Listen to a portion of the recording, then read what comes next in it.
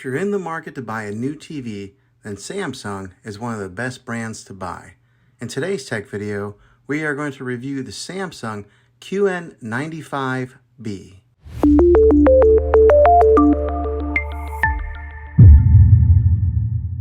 Well, hey guys, Juan here. Thanks for stopping by my channel and checking out this video. This is the 65-inch TV that I just got and I've had for a little bit of time now, and I wanted to give my review on it after owning it and using it and putting it to quite a few hours of use with my kids and my family of watching TV, and to give my feedback and see if this is maybe a TV that you're interested in purchasing. And hopefully you can base that off of some of my opinions on being an honest, normal, average consumer of buying a television.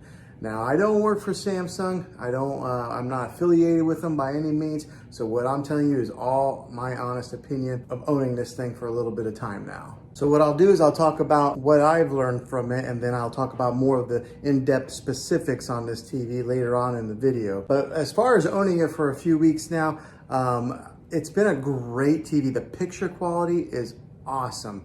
I mean, like, really awesome. So I upgraded from a 4K UHD TV to this QLED 4K UHD. Also, it's just bigger. I had a 55-inch and I went bigger to 65. So I think a lot of times whenever we upgrade our televisions, we usually end up going bigger. But that's what I did, and I gotta tell you, the picture on this, beautiful. It's just awesome. The other day I was watching Endgame on it, and the clarity was so clear. It was almost like they were right there and I could reach in there and touch them. That's how the clarity is on this.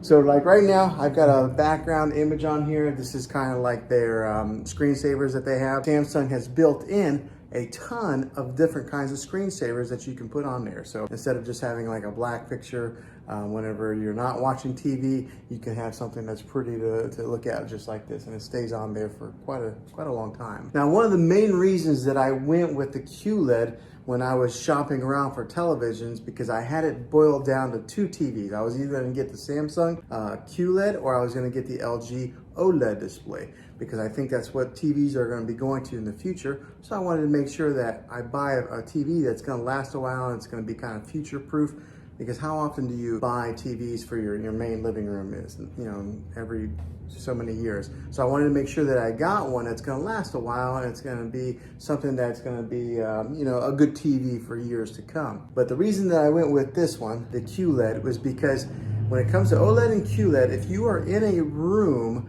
that has a lot of natural light, like for this room, for example, I've got a lot of windows over here. There's a couple windows over here. There's a glare that'll be on the TV. The Samsung QLED is better when it comes to glares on a TV than they are with OLED. So that was one of the big reasons that I went with this TV. Also, I am a fan of Samsung. I've had a few TVs of theirs, and they've always lasted a long time, versus somebody who maybe had a Vizio or something like that. I had a buddy who had a Vizio and it lasted like a year and it broke on him. My Samsungs have always lasted quite a long time. So they're a trusted brand. They're at the top, you know, they're right there with Sony and LG. And so buying a Samsung QLED was something that I was pretty confident in it lasting for years to come. Now, let me talk about some of the specifics of actually using this thing for a little while. This has what's called Bixby built into it, okay? And if anybody has a Samsung device, they're pretty familiar with what Bixby is. But if you're not, Bixby is kind of like Samsung's Siri, like Apple's Siri, or it's kind of like their Amazon Alexa, okay? It has Bixby built in it. So you can talk to this TV and turn it on with the Bixby command. You just say, hey, Bixby. But let me tell you, it's not that good yet, okay? Samsung has some work to do with that. I would have to say that Amazon's Alexa is the leader in the industry when it comes to artificial intelligence and talking with voice commands. Siri works pretty good on my phone. Maybe not as good as Alexa, but these guys are last in line. I don't know, for some reason it doesn't understand my voice very well. I sometimes gotta yell it. It does have that capability to have that voice command in your TV. So talk about living in the future. We're like in the Jetsons age, or Back to the Future too, if you're a fan of those movies like I am. Now, the other thing that I experienced that was kind of a con is that there was a time that I turned off the TV completely, and I was in the kitchen area and I was kind of cleaning, and then all of a sudden the TV just came back on. How creepy is that? But I'm sure it was because of that Bixby built in there that it turned it on. So it's almost like having poltergeist TV inside your house. So that was kind of weird. It's only done that twice to me. In the middle of the night, the TV came on one time. So in the good length of time that we've owned this TV, that's happened. So that's the con on it. But the pros outweigh the cons on this TV. It is such a great TV. The clarity, the picture on it is just amazing. So let's take a look at it a little bit. So the remote on this thing looks like this. Okay, so it's a pretty narrow remote. There's not a whole lot of buttons on there, so it's not real daunting. Sometimes you can get a remote that's got so many different buttons on there that you don't really know what to do with, but this is what the remote looks like, and it's kind of shaped like that. So it's almost a little bit narrow to lose into your couch or your recliner, but just keep an eye on this bad boy. Now, the great thing with this, it is a smart TV, so it does have its own smart capabilities that are built right into the TV. You don't have to go out and buy an external stick to put in there, another like a Roku device or a Fire Stick or anything like that. Samsung has their own smart technology built into the TV. So when you hit the home button, just like this, it brings up all the different options of apps that you can download on there. And with this being one of the newest TVs out in the market, one of the best TVs out in the market, it's got every app that you can pretty much think of. So it's got even Apple TV, which sometimes it's not available on all TVs, but this has Apple TV. It's got your Disney Plus, your Hulu, your Netflix, which are built in. And then also on the remote, it's actually got Netflix right here. It's got Prime Video and Hulu as quick shortcuts that you can press, and it'll automatically launch those apps. And along with having all the different apps that you can download, it does have its own like TV platform. So we'll go right here, this little icon. So right there's Disney Plus, Spectrum.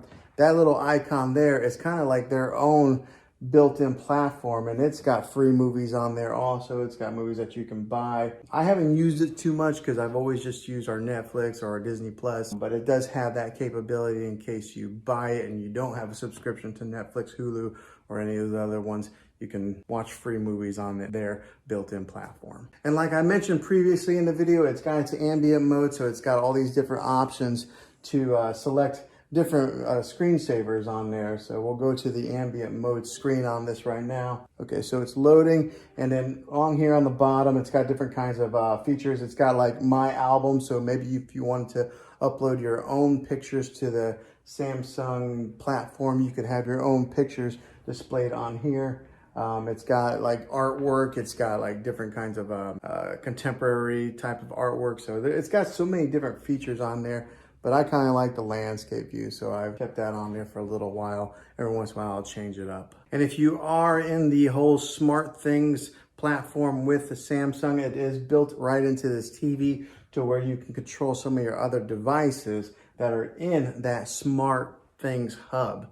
So that's kind of a neat little feature that you're able to access it right here on your remote through there. So another way is you could always just dive into your phone, download the Smart Things app, and do it that way also. So it gives you so many different ways of being able to access your content, and they do it very easily. All right, so for example, right here, this is Endgame. I wish you guys could really see the clarity of this screen here. It's kind of hard to tell from recording on it like this, but it's got excellent quality, and the sound is pretty good for just being the built-in speakers on a TV. I know a lot of people will get sound bars to put at the bottom of their TV or mount them. It has pretty good sound for just being the standalone speakers that are built in. Another great feature with this TV is the bezel that goes all the way around the TV right here. It's really thin, so most of what you see is just screen. There's not a whole lot of plastic that you see along the edges. Now this is a 65-inch TV.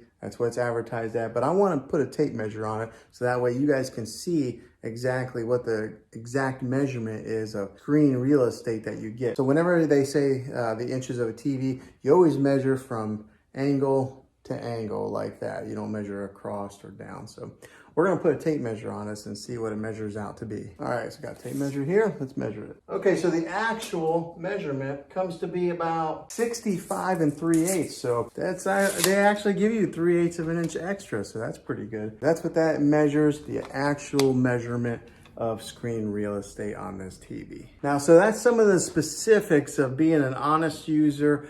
Probably a lot of people who are going to watch this video are not really ones that need to dive so much into the technical part of the television. They just want to know some of the main user specifics. So that's what I've experienced so far. All right, so hopefully this helped you out in deciding if this was the TV for you. If it is, make sure you throw a thumbs up on this video if you enjoyed it, and go ahead and subscribe to my channel now. That way you can see all the tech videos that I'm making here in the next year to come, and I'd love to have you back in the next one as a subscriber. So thanks for watching this video, guys, and as always, be creative.